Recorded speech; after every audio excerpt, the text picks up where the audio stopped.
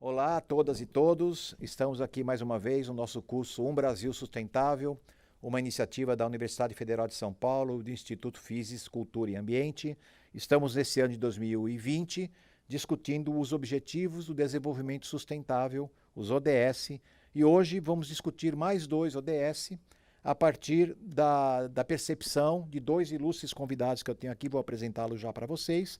Hoje vamos falar do ODS 14 e do ODS 15. O ODS 14 tem a seguinte redação: conservação e uso sustentável dos oceanos, dos mares e dos recursos marinhos para o desenvolvimento sustentável.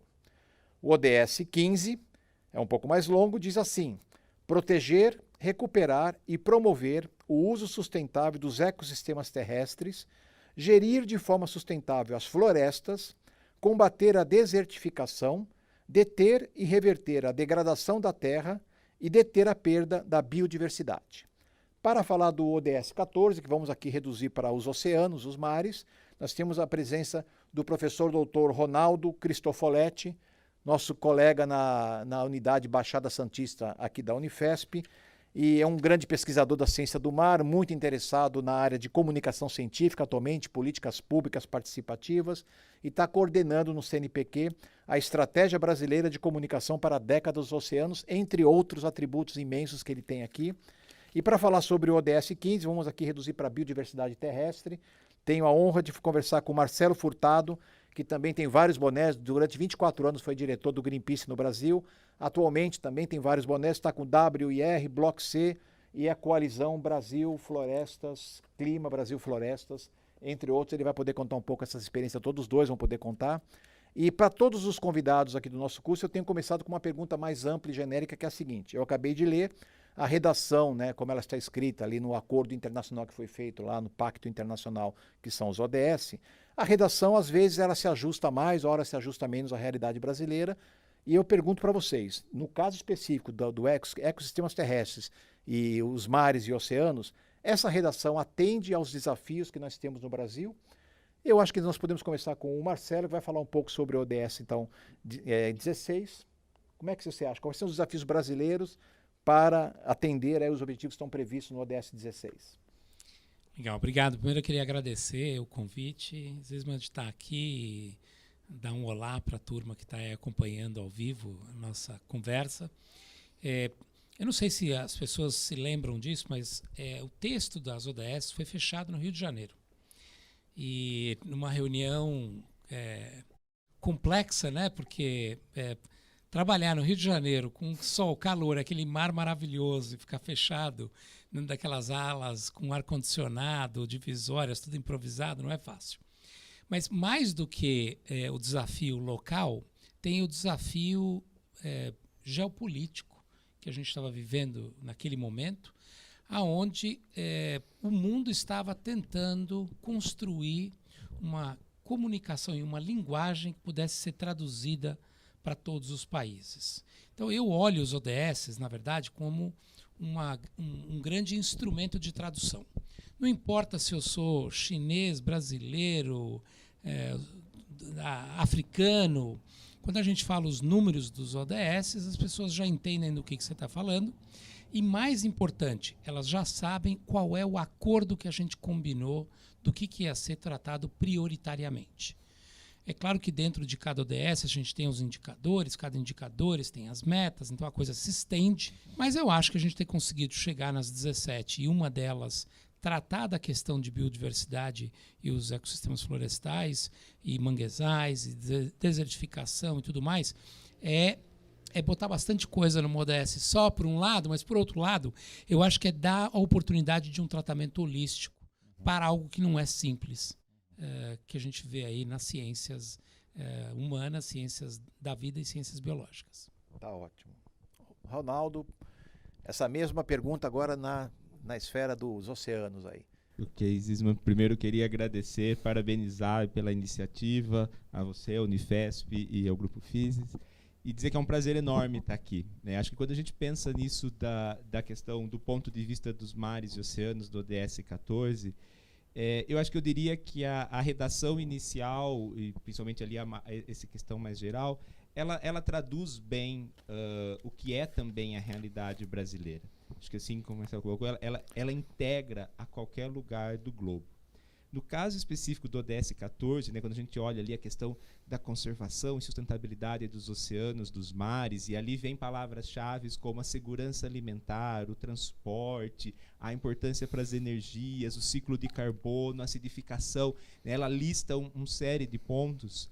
Isso, entre a liberação, né, ou a proclamação da Agenda 2030 e o momento atual, o ODS 14 ele passa a assumir um destaque dentro da agenda, não por ser mais importante, acho que isso é muito importante frisar, mas a partir de um estudo, de uma ciência feita pela própria ONU, que mostra que quando a gente busca integrar os 17 ODSs, o 14 é o que se integra mais fortemente com todos os outros, e a zona costeira. Porque falar das florestas, do clima, da biodiversidade terrestre, depende das questões climáticas que são reguladas principalmente pelo oceano. Né? Pensar em segurança alimentar, pensar em igualdade de gênero, pensar nas mudanças climáticas. Então, aqui a gente pode passar pelos 17 ODSs, eles têm um link imediato com a zona costeira, que é onde então a maior parte da população global vive, que é por onde passa os portos, a economia, a agricultura, a pecuária. Então, tudo que que gere PIB dos países passa por portos, a questão dos transportes, toda a questão do uso do turismo, do bem-estar humano. Né? Hoje tem estudos que mostram que, quando a gente pensa em questões de saúde, que morar perto ao mar é cientificamente comprovado, faz bem à saúde, as pessoas têm uma saúde mental melhor. Então você tem uma série de serviços fornecidos. Então essa visão do ODS 14 ampla e que já era prevista naquela redação de 2015, que em 2017 ele então assume como uma bandeira não mais importante, mas uma bandeira que puxe todos, que ajude a integrar. E acho que essa redação inicial ela contempla a realidade brasileira. Ótimo. E me chamou a atenção na fala de vocês e no texto mesmo dessas duas ODS, 14 e 15, palavras que são muito utilitárias e pensando o ser humano como foco. Né? A gente vê termos como conservação, uso sustentável, recursos marinhos, né? Recursos florestais, recuperar e promover o uso sustentável. Quer dizer, o tempo todo estamos, de alguma forma, tratando de biodiversidade, mas sempre de uma maneira antropocêntrica. E aí aquela pergunta que vai dar uma oportunidade para os dois, eu acho, apresentar o seguinte embate, que sempre foi um falso embate, né? Conservação de biodiversidade é inimiga de economia, de bem-estar humano, enfim, do crescimento econômico dos países. Como é que a gente consegue equalizar esse tal uso sustentável dos recursos naturais no ambiente terrestre e no ambiente marinho? Olha, eu vou começar dizendo que, como isso é um texto negociado entre países, é claro que cada país trouxe aí suas questões de soberania, de interesses econômicos, estratégicos, geopolíticos, tudo isso esteve presente. Para quem teve a oportunidade, eu acompanhei várias das negociações, seja em Nova York, seja aqui no Rio de Janeiro, você via que, na verdade, a gente estava fazendo uma discussão que não era apenas uma discussão ambiental, era uma discussão sobre um paradigma de desenvolvimento da sociedade, do país, do planeta. E, na verdade, eu acho que o desafio das mudanças climáticas é isso mesmo. Ele não é uma discussão ambiental meramente. É uma discussão que tem a questão ambiental, tem a questão social, tem a questão econômica, tem a questão cultural, que a gente não traz muito e é muito importante. E tudo isso faz parte desse debate. Por que não me incomoda o uso dessas palavras, apesar delas absolutamente correta a sua leitura, de que elas trazem uma visão colocando o ser humano no centro do debate e não ele se entendendo como parte do ecossistema. Porque é assim que os países entendem essa discussão. Entretanto, nós, e aí eu digo nós como sociedade, se você abstrair dessa situação, e certamente naquele momento, e talvez hoje não tenha mudado muito, não seria possível fazer uma redação diferente dessa, com estados presentes representando a discussão, mas como sociedade a gente conseguiria, não me incomoda muito, porque A verdade é que se existe um grande aprendizado, não só de agora, que já vem conosco, mas talvez que um grande aprendizado deste momento de pandemia que nós estamos passando, é que eu acho que todo mundo parou para refletir. Primeiro, todo mundo vai se lembrar onde estava quando isso aconteceu. Isso é um daqueles fatos históricos que vai todo mundo lembrar e contar por gerações e gerações.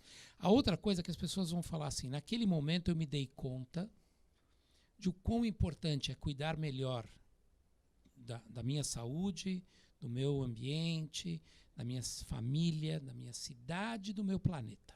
Com isso, as pessoas se deram conta da importância de uma visão ecossistêmica. Nesse sentido, quando a gente volta agora para o que a gente espera que seja chamado aí do período pós-pandemia, que outros chamam de novo normal, nós teremos que rever os nossos processos de consumo e produção. E, portanto, teremos que rever que tipo de economia que a gente quer. Esta nova economia descarbonizada, e que é uma economia que a gente chama de economia verde, mas ela é, na verdade, mais do que ambiental, ela tem que ser socialmente justa, tem que ter uma governança de equidade, acabar com essa desigualdade e respeitar os limites ambientais. Esta economia terá que responder a isso, trazendo para dentro do debate a importância da conservação e a importância da biodiversidade como alicerce, porque, de maneira prática, para eliminar o uso de combustível fóssil, nós vamos ter que ter um conjunto de energias alternativas para isso. Nós vamos ter que ter produção de materiais que são importantes para o uso e consumo humano, mas que tenham uma outra base que não seja do combustível fóssil. Então, eu acho que a ODS 15 é extremamente importante como um vetor de qual é o desenvolvimento, qual é a economia do futuro, qual é a sociedade do futuro. Ótimo. Muito bem. Somos antropocêntricos, Ronaldo? Olha, eu acho que a questão do antropocentrismo é um problema a ser abordado.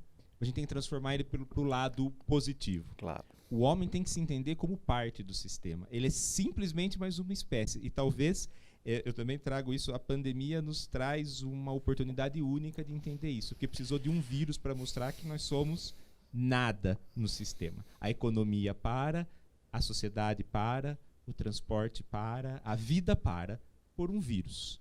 Né? Então nós somos mais uma espécie. Mas uma espécie que usa esses recursos. Então acho que a gente tem que abordar isso de alguma forma e buscar essa questão consciente. É possível casar conservação e uso consciente e sustentável? É. E acho que essa é a discussão que tem que vir mais à tona. Quando a gente pensa os oceanos, ou aqui eu já vou até trazer uma parte, né? A gente vê como nós temos que evoluir. Quando os ODS foram lançados e a redação se mantém assim, ela está para os oceanos. Agora, em 2020, com o início, então, né, vamos retomar isso, que é há 2 anos atrás, a ONU então declarou que de 2021 a 2030 é a década da ciência oceânica para o desenvolvimento sustentável. Então, como é que você pensa o uso da ciência, isso é muito importante, né, a base da ciência para ajudar a pensar o desenvolvimento sustentável e os 17 ODS.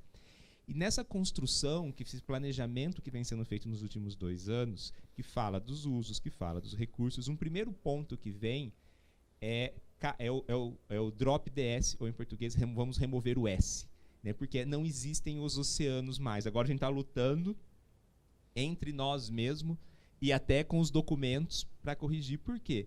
Eu desafio a qualquer pessoa que esteja nos assistindo a me mostrar onde é que tem uma separação entre esses oceanos. Ela não existe. A separação é geopolítica, ela é de uso, ela é de território, mas não existe uma barreira. O oceano é um só e ele está conectado. E nessa questão de quando a gente pensa o uso e o homem como parte disso, eu acho que é lembrar o que para a década vem vindo como a cultura oceânica, que é um conceito que traz muito claramente que é o papel do oceano na nossa vida e a influência das nossas ações sobre o oceano. Então toda ação tem uma reação, física já nos ensina isso. E quando a gente pensa em desenvolvimento sustentável, em uso, a gente tem que entender, podemos usar, mas consciente, porque o que a gente usar tem um retorno. Então, como calibrar isso? Como fazer isso de uma forma que não fira o ambiente, que mantenha ele sustentável, que garanta para as gerações futuras. E isso implica em ter áreas, inclusive, que são de total conservação. Então, esse desafio que ele precisa ser bem trabalhado e esclarecido para todo mundo. Eu ia até só avançar nesse ponto de qual é o limite da interação entre o ser humano e o ambiente natural, porque eu acho que é esse desequilíbrio, né, que gerou a crise climática e tudo que nós estamos conversando hoje, que nos levou à necessidade desse novo pacto.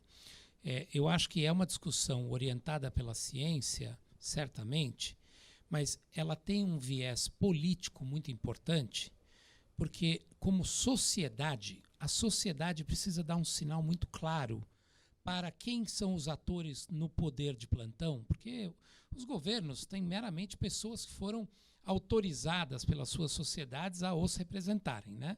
Mas existe um processo político, e as Nações Unidas é isso, um processo político de discussão, aonde eu acho que a gente tem que hoje pensar que o norte dessa discussão tem que ser voltado para, precisa haver uma discussão, qualquer ela que seja, que leve o paradigma da sustentabilidade como o norte. Ou seja, se você vai colocar qualquer ecossistema em choque ou em crise, você está causando uma interferência inaceitável. Se você não está fazendo algo que, além de não causar um problema, não está recuperando áreas degradadas ou situações que foram danificadas, a sua ação não é suficiente. E se você estiver fazendo isso sem lidar com a dimensão da desigualdade e de considerar as suas ações olhando para as populações futuras, você também não está agindo em conformidade. Esta leitura política é muito diferente do que o que a gente fazia no passado, a nossa própria geração. Então, um convite importante que as ODS fazem, que eu acho que é muito inovador, é convidar os processos políticos a olharem o sistema com maior integração, com visão de futuro e com ambição de que a hora de fazer a mudança, mudar a chave, ser audacioso e mudar o paradigma é agora. Nesse sentido, eu acho que existem muitas iniciativas da academia, da sociedade civil, do setor privado, indo nessa direção. E um grande diálogo que a gente precisa aprender a fazer ao invés da gente se ver como atores distintos, aquela coisa de cada macaco no seu galho, eu não mexo com você porque você é academia, eu não mexo com você porque você é setor privado, eu não mexo com você porque você é ONG, isso precisa acabar, porque a gente tem pouquíssimo tempo, né? A ciência indica que a gente tem 10 anos críticos para enfrentar o desafio climático. Nós temos um enorme gap econômico, onde muita gente sofrendo sem água ou comida, e a gente precisa fazer tudo isso junto agora. Até porque é super importante isso, e eu complementaria nesse ponto. Quando a gente pensa, é o papel da ciência, que a gente reclama, mas que ciência é essa? E uma das coisas que mais me atrai nesse processo de pensar a década do oceano para o desenvolvimento sustentável é que eu convido todo mundo a olhar aquele conceito de ciência que traduz exatamente o que agora. É a ciência que é co-construída, é a ciência que tem todas as vozes, é a ciência que não é a publicação do artigo científico apenas. Ele é o meio para uma transformação, mas ele não é o fim. Então, essa ciência transformativa, que é o que a Comissão Oceanográfica Intergovernamental da Unesco está propondo, ela é essa cara. Quer dizer, são organizações da sociedade civil, tomadores de decisão, empresas, cidadãos não ligados a nenhuma organização, academia, juntos construindo esse futuro. Esse é o diferencial. Essas duas últimas falas de vocês me inspiraram a fazer a pergunta que eu já ia fazer de qualquer forma, mas agora é o momento, né? Pensando então em inclusão, pensando em ciências das mais diversas, os saberes de todos e uma parceria global para resolver em 10 anos os grandes desafios que nós temos, a gente pode pensar no uso dos recursos naturais numa macro escala de mundo globalizado, ou seja, grandes navios pesqueiros tirando recursos do mar, grandes madeireiras tirando madeira da Amazônia e usando a biodiversidade da maneira que a gente conhece na macroeconomia mundial, ou podemos pensar nas cadeias produtivas locais e o benefício que as reservas extrativistas marinhas, que a gente tem muitas no Brasil, as comunidades ribeirinhas da Amazônia possam se beneficiar de um uso sustentável local, e isso faz com que a visão de economia, da macroeconomia, possa virar para uma visão de microeconomia, e aí a gente talvez encontrar soluções que a gente não vislumbra no modelo macro atual.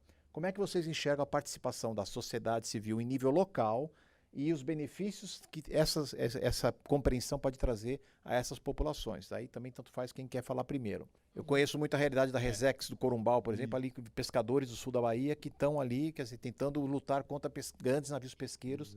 Esse é um ponto que para o ODS 14 eles já emergem de uma forma clara, né? Inclusive vários ali das metas 14.5, 7, elas trazem claro o conflito entre a pesca industrial, a pesca em larga escala e que causa um impacto enorme, e a pesca artesanal. Até a pesca artesanal ela é o 14B, se não me engano, que é o transversal.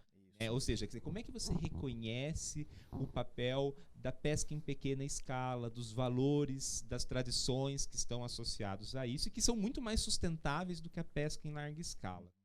Então, existe essa demanda, existe essa questão de olhar o conceito, né, que aí que desenvolvimento é esse que queremos? Então é uma pesca, né, e a gente fala ainda da pesca, não é só a quantidade de recursos que se retira ali, muitas vezes muito acima do que é necessário, é todo o impacto associado, porque um dos maiores problemas da pesca industrial, ela não é nem só a sobrepesca daquele recurso pesqueiro, são todas as outras espécies impactadas e que são descartadas porque ninguém quer, aquilo ninguém consome.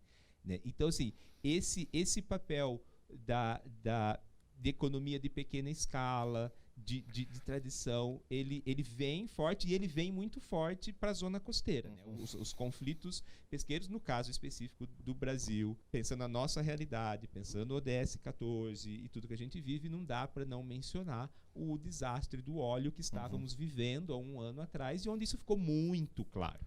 Né, ficou absolutamente claro como as comunidades locais que dependiam da pesca ou do turismo foram de longe as mais impactadas no processo.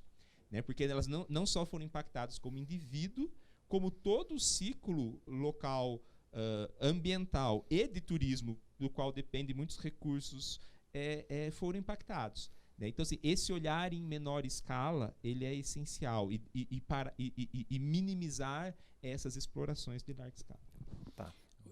Eu acho que eu vou dar uma resposta um pouco diferente, porque eu gostaria de fazer um desafio aqui à sua pergunta, porque de uma certa maneira, a maneira que você está perguntando, a minha resposta seria sim, precisamos fazer essa mudança. Mas a verdade é que o que é escala em um país e o que é escala em outro país é muito diferente.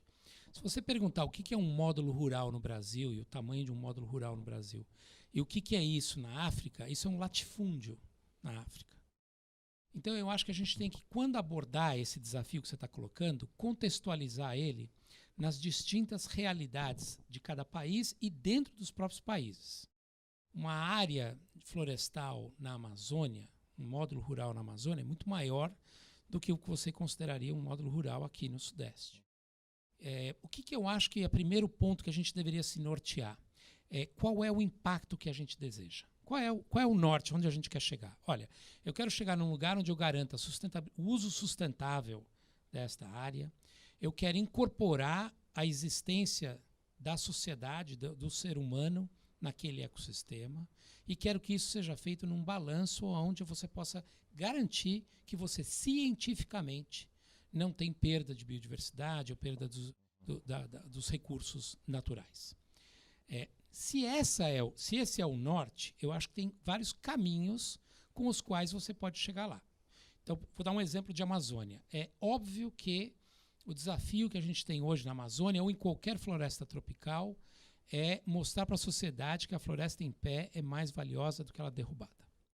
O segundo maior desafio é você mostrar que não existe um uso qualquer que possa justificar você eliminar a floresta para fazer qualquer uso desse solo. A outra coisa que está comprovado é que a gente já derrubou tanta floresta. Se você olhar o que era a cobertura florestal no planeta 10 milhões de anos atrás e o que é hoje, isso tudo que existe hoje de floresta no planeta é 8% do que o que a gente tinha. E ainda assim, estou falando 8%, e ainda assim, a gente tem a possibilidade de manter uma regulação climática no planeta se a gente parar de estragar os oceanos, que são a grande bomba conversora de CO2, e as florestas. Só que se você não parar, você vai chegar num ponto crítico, né, que o professor Rockstrom fala muito nas suas palestras sobre esse ponto crítico de ponto de não retorno, e aí a gente vai ter a degradação ambiental completa e a falta dos sistemas vivos em condições de, pelo menos alguns sistemas vivos como nós, seres humanos. Outros vão se adaptar. Eu estou trazendo isso para dizer o seguinte, portanto, a discussão de escala é uma discussão que pode ser equacionada, o que significa que aonde você tem as populações ribeirinhas, onde você tem os povos indígenas, você tem que achar soluções adequadas para aquela realidade. Onde você já tem grandes áreas antropizadas, seja produção de alimentos ou produção de energia, você tem que encontrar um novo uso daquilo sustentável. Eu, por exemplo, olhando a questão de energia, eu diria, eu sou muito mais favorável a um complexo eólico offshore, no meio do mar, claro que não em rota de migração de pássaros, dá para fazer isso de um jeito legal, mas você ter uma usina eólica no mar do que eu ter uma usina nuclear em terra. O que eu quero dizer é, a gente pode trabalhar com escala, não precisa ser tudo na escala micro, e é possível fazer isso com sustentabilidade. Ótimo. Então, eu pergunto, é uma ótima resposta que você deu, porque também me inspira a ideia de que o conceito básico da sustentabilidade é assim, é dar tempo para que os sistemas consigam repor o estoque utilizado. Se você consegue fazer com que você faça uma exploração econômica de recursos naturais, seja da terra ou do mar. Ou ser circular, né? Ou ser circular, exatamente. Onde você Desde não que você não tenha um consumo acima da capacidade de regeneração. Ok. Então, isso implica numa economia que nós poderíamos chamar de economia ecológica, né?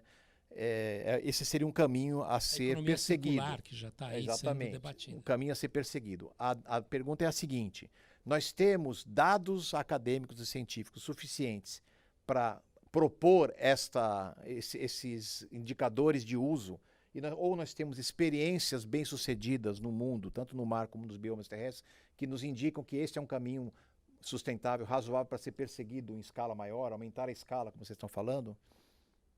Os dados científicos e as boas experiências, é basicamente isso. Né? Eu vou dizer pelo lado do oceano, dos mares, que sim, eu acho que nós temos dados científicos e experiências de sucesso, e vejo que isso não é conflitante, mas falta muito ainda. Então, assim, é possível provar e já é possível ter uma base de ciência e experiências concretas, que não sejam, eventualmente, também resultados científicos, que mostram, sim, você pode explorar de uma forma sustentável. E no caso específico do oceano, é o que explorar. A quantidade de espécies passíveis de serem exploradas biotecnologicamente, que inclusive existia, e ainda existe uma expectativa de que a cura para o Covid esteja no oceano, na verdade. E nós exploramos muito pouco. Então, qual que é um grande problema do oceano? Se explora muito algumas coisas e tem um monte que não é nada explorado. Então, você tem como explorar o mínimo que seja necessário, mas variar esta oferta. Né? Um exemplo que tem sido dado, uma experiência de sucesso que tem sido dada, é o uso de recursos pesqueiros, e foi até aí um desafio que foi lançado ano passado em relação à década do oceano, que foram para que os grandes chefes de cozinha europeus fizessem os pratos com espécies que não são comercialmente utilizadas. E foi o maior sucesso. Quer dizer, você diminui a sobrepesca de alguns recursos e você utiliza um pouco dos outros. Então, existe aí uma abertura para isso, existe ciência que dá suporte para isso, mas você tem que investir muito mais para que você garanta que esses passos vão sendo dados com clareza e sem evitar problemas futuros. E na área de biodiversidade da ODS 15 é a mesma coisa, né? A gente tem o mesmo problema, porque a ODS 15 fala em uso sustentável da floresta. Um dos usos sustentáveis é você fazer uma extração sustentável de espécies, que você georreferencia, faz uma extração de uma maneira absolutamente correta, mas como a sociedade usa apenas um número muito pequeno de espécies madeireiras, várias outras espécies que têm ciclo mais curto de crescimento e etc., que poderiam ser muito apropriadas, inclusive, para usos distintos, como ninguém conhece, nem nunca ouviu falar, eu não quero saber disso. Então, esse problema que você está trazendo, Ronaldo, sobre o papel que a indústria tem em ampliar a oferta e o papel que o consumidor tem em fazer um consumo mais sustentável e responsável é muito importante. Porque o conjunto de falta de oferta com o consumo desatrelado a isso faz com que, na hora que você pense em dá para fazer isso, a resposta é: eu nunca vi a ciência ser um limitante para isso. Eu nunca vi. Todos os exemplos que eu tenho de ciência que é aplicada para a área de biodiversidade indica sempre novos potenciais. O desencaixe está em como você faz este uso da biodiversidade ser processado pela indústria, vou chamar assim, e como que ele é adequado para o consumo. Inclusive, pensando que, dependendo do tipo de produto, se você consumir ele mais próximo de onde está o consumidor, você não fica transportando isso para lugares do mundo inteiro, onde a pegada de carbono desse simples produto, que foi extraído com sustentabilidade e tudo mais, a pegada de carbono dele, quando ele chega na China, ficou inviável porque você gastou um monte de carbono para fazer ele chegar lá. Então, nesse sentido, eu queria até dar um gancho aqui de, por exemplo, um dos desafios em biodiversidade é que a gente conhece pouco também da biodiversidade das florestas tropicais. Então, se a gente quer estimular os empreendedores, esse monte de jovens fundando startups, um monte de cientistas querendo ideias boas, a gente precisa mapear e entender melhor qual é a biodiversidade que temos em todas as florestas tropicais, não é só na Amazônia. Uma vez conhecido isso, a gente precisa fomentar pesquisa e desenvolvimento de aplicações para esta biodiversidade. E aí, num terceiro momento, a gente precisa educar a sociedade a como melhor utilizar isso, que seja o conjunto inteiro feito com sustentabilidade. Então, uma das iniciativas, eu estou no grupo, no conselho, junto com Carlos Nobre, Thomas Lovejoy, o Harrison Ford, o Indiana Jones, a líder dos indígenas nas Nações Unidas. Esse grupo todo, a gente está lá por quê? Porque a gente está promovendo um prêmio de $10 milhões para a equipe que conseguir mapear mais rápido, da maneira mais barata, no menor tempo possível, biodiversidade do chão da floresta ao topo das árvores. Esse é o desafio. E por que a gente optou por essa ideia de fazer um prêmio e tal? Porque a história da evolução da ciência no mundo passou por prêmios, e muita gente não sabe disso. O voo que aconteceu entre uma costa dos Estados Unidos até outra costa, o primeiro voo da Europa até os Estados Unidos, foram prêmios desse tipo que fez com que inovadores se juntassem a cientistas para vencer esse desafio. Ao vencer esse desafio, você desatrelava toda uma cadeia. O mais recente, obviamente, é esse, de fazer o voo ao redor do planeta Terra por iniciativa privada. Então, foi o primeiro que aconteceu, e disso saiu agora o que a gente viu, uma empresa privada acoplando um foguete na estação espacial. Ou seja, a coisa saiu do controle de governo e passou a ser uma coisa que a sociedade pode fazer. Não tem nada mais importante, não tem prêmio mais importante hoje do que um prêmio que lide com a perda de biodiversidade do planeta. E aí, estou falando tanto marinha quanto terrestre. No caso, esse é um prêmio para florestas. E não tem prêmio mais importante ainda que pare com o desmatamento das florestas. A nossa sobrevivência depende disso. Se você consegue aliar isso a um incentivo de um prêmio de $10 milhões, que o prêmio em si já é muito significativo, mas mais importante que ele é que os projetos que sairão disso serão projetos que investidores poderão colocar recursos. Então, toda aquela coisa do Silicon Valley que fez com que internet, comunicação, desse essa reviravolta, imagina isso para a biodiversidade. Então, eu acho que essa é a ideia. E quem tiver interessado, convido a entrar no site, chama Rainforest X Prize, em inglês. E esse prêmio é um prêmio que você registra os times. E não precisa ser times assim, como você bem disse, né, de só ilustres cientistas e tal. É um time que vai ter que misturar um pouco de tudo. Vai ter que ter empreendedor, engenheiro, cientista, indígena, comunidade tradicional. Quanto mais diverso ele for, melhor a chance de ter sucesso. Porque não basta você ter a tecnologia. É o uso dessa tecnologia. É a maneira como você aplica essa tecnologia que vai fazer a diferença. Já que você então citou uma iniciativa que você está encabeçando aí, ou está pelo menos ciente, faz parte do grupo, né, de ação, queria provocar o Ronaldo e você também novamente a nos contar, assim, afinal de contas, quais são as boas iniciativas nas quais vocês estão envolvidos e que dialogam diretamente com esses dois ODS. E principalmente na questão, acho que aí o termo técnico que eu queria chamar a atenção, que vocês pudessem falar um pouco também, é a questão da valoração econômica da biodiversidade como alternativa frente à macroeconomia mundial. Então, você está encabeçando uma série de coisas, acompanhando a década dos oceanos, você citou uma e tem outras iniciativas que você está participando. Conta um pouco quais são as boas novas que virão nos próximos 10 anos para que a gente atenda esses ODS que vocês estão envolvidos ou têm ciência, têm conhecimento. Eu posso, acho que, começar com esse exemplo que realmente tenho admirado, que é o movimento global da década da ciência oceânica para o desenvolvimento sustentável. Então, a década vai ser lançada agora em janeiro, foram 2 anos de preparação para ela, e acho que a década traz alguns dessas questões que a gente já está aqui discutindo de forma importante. Primeiro é o seguinte: nós não vamos atingir as metas da Agenda 2030 em 2030 se a gente continuar fazendo tudo como nós fizemos até hoje. Fizemos muita coisa certa, mas está claro que não está funcionando. Então, em algum momento, você precisa parar e olhar isso de um outro ângulo. E acho que a década, né, a gente chama a década, que eu chamo a década do oceano, ela traz esse convite.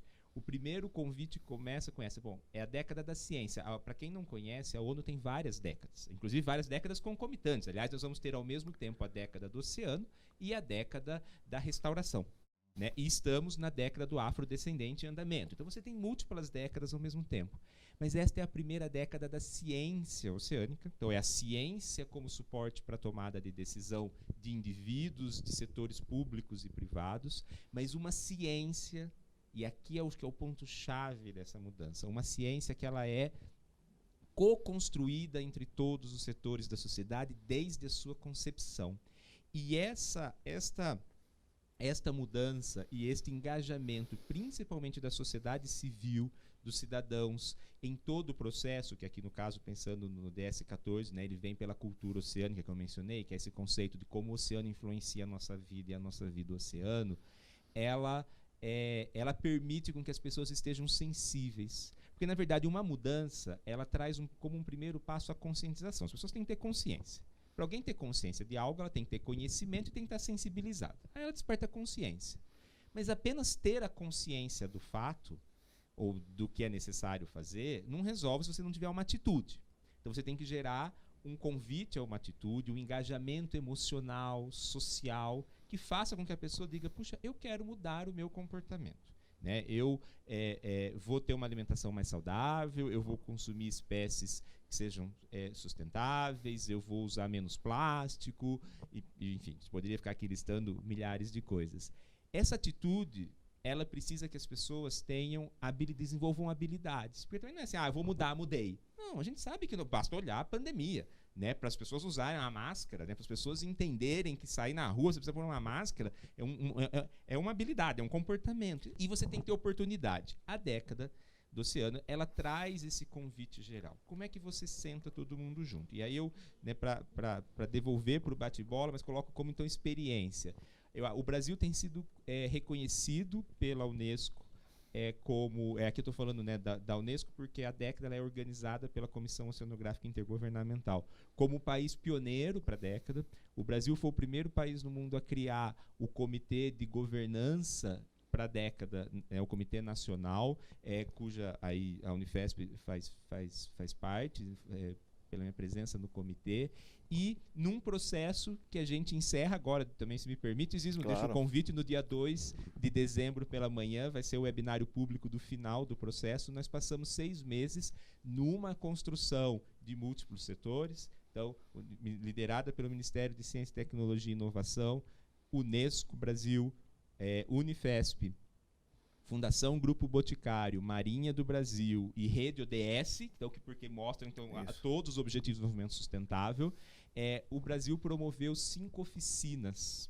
subnacionais em cada uma das regiões do país. Foram, inclusive, na região centro-oeste, que não tem acesso ao mar, mas que influencia o oceano. Fizemos oficinas com todos os setores da sociedade, ao todo foram mais de 500 participantes, que construíram juntos o que é que queremos para a década, quais são prioridades para o Brasil na década. E essas pequenas diferenças de processo é onde eu acho que pode estar a grande diferença. Então não é um grupo de 10 pessoas que senta numa mesa e diz, então a década vai ser assim. Não. Vamos ouvir quem está na base, do pescador tradicional, às empresas que atuam, aos pesquisadores. Vamos colocar todo mundo junto, vamos ter conflitos sim, porque ter conflitos é parte da vida social, e vamos achar a solução ou a resolução do conflito juntos. É um processo que já encerraram as 5 oficinas, um resultado maravilhoso e que nos dá esperança. Então, um processo que eu vejo, sim, existe esperança de que a gente possa, nos próximos 10 anos, ter todo mundo implicado, participando junto e não esperando só do outro, porque não é só o outro setor ou a outra pessoa. Tem aquela perguntinha básica também, o que é que eu posso fazer? Então, eu vejo nesses processos e na parte final da tua pergunta da valoração. Eu acho que sim, isso liga até com a discussão anterior sobre o uso. A gente tem que entender que um dos pontos que nós temos que mudar é parar de conversar apenas com os convertidos, né, numa expressão mais popular. A gente sempre começa a falar com aquelas pessoas que são mais próximas, que fazem parte da minha bolha, que pensam igual a mim, e a gente dedica um tempo, uma energia, você chega um pouquinho perto daquele que está ali na transição. Se a gente quer uma mudança real, nós precisamos falar com todos. Com perdão da expressão, aqui é horrível falar isso ao vivo, mas eu tenho que usar, para a década do oceano eu uso esse exemplo. Eu quero falar com aquela pessoa que acha que existe uma cachoeira de oceano num canto da Terra, porque ela acredita que a Terra é plana. Assim, eu preciso sentar com essa pessoa, eu quero sentar, porque assim, você tem que falar com quem tem uma visão completamente oposta. Para isso, primeiro, você precisa ter juntos profissionais especializados para isso. Setor de comunicação, de marketing, profissionais que sabem fazer isso. E segundo, a linguagem da valoração do ambiente, seja na valoração econômica, porque alguns setores vão falar essa linguagem, seja na valoração de tradições, de emoções, de sentimentos, ela é importante, porque isso conecta com aquela pessoa que não está nem pensando no assunto. Mas ela reconhece algo da vida dela, financeiro ou não, que está ali relacionado. Então eu acho que tem que vir para a mesa. Eu vou até usar esse gancho para falar. Eu adoro falar de solução e tem muitas. O problema é que as pessoas não sabem que tem tanta solução por aí. E não sabem porque são mal comunicadas. Mas esse ano passado, eu tive o privilégio de ser um dos produtores executivos de uma série de TV que se chama Aruanas, que passou na Globo. E a gente teve a oportunidade de falar sobre a importância da biodiversidade, a importância da floresta em pé, o desafio que é desmatamento e a importância que tem a cultura e os povos, seja os povos indígenas ou as comunidades ribeirinhas. Quando a gente conseguiu isso e a série estava terminada e ia sair, a gente brincou e falou assim, o que é um indicador de sucesso? Bom, o primeiro indicador de sucesso é as pessoas gostarem da série, porque o assunto tem que ser um assunto que anima as pessoas, porque o grande desafio é a gente não falar de coisa chata, né? E falar de biodiversidade, conservação, é fácil ficar chato. O segundo desafio é o que a pessoa aprende com isso. E o terceiro desafio é conseguir falar com quem, normalmente, não ligaria para isso, não sabia disso, não queria. Então, olha que desafios interessantes. Qual foi o resultado? Atingimos mais de 100 milhões de pessoas. O índice de aprovação da série foi de 97%. Não existe série com esse nível de aprovação na história. O engajamento das pessoas, elas, quando entrevistadas, elas disseram que aprenderam 3 coisas. Floresta em pé vale mais que derrubada, matar índio está errado. E nós dependemos das florestas. Olha que legal.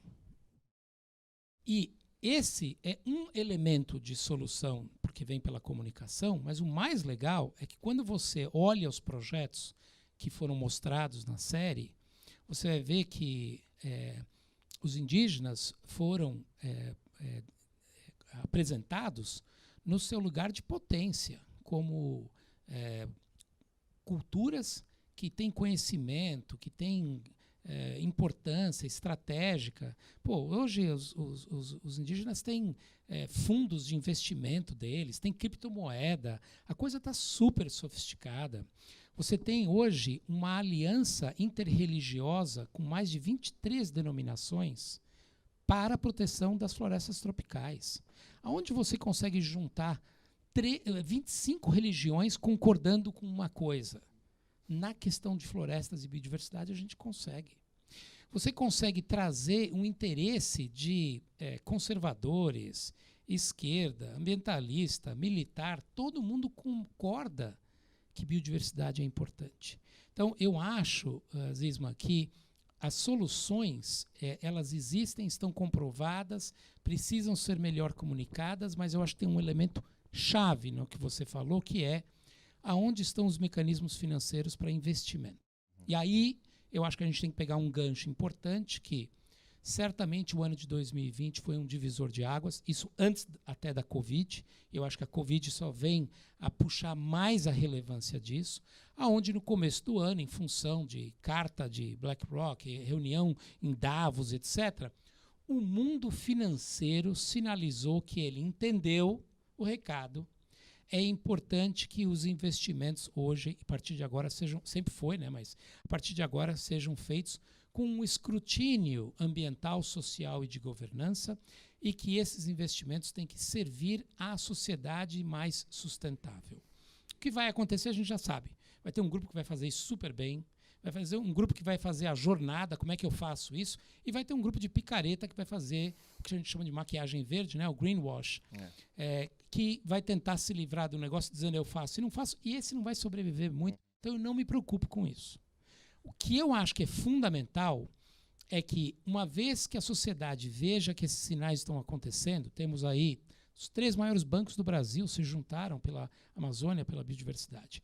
Nós temos, junto com o CBEDS, IBAE e ABAG, mais de 100 empresas que se comprometeram com descarbonização, com economia circular, com proteção da Amazônia. Isso é muito importante. E o que a gente precisa agora é garantir que esses compromissos anunciados para a sociedade sejam cumpridos.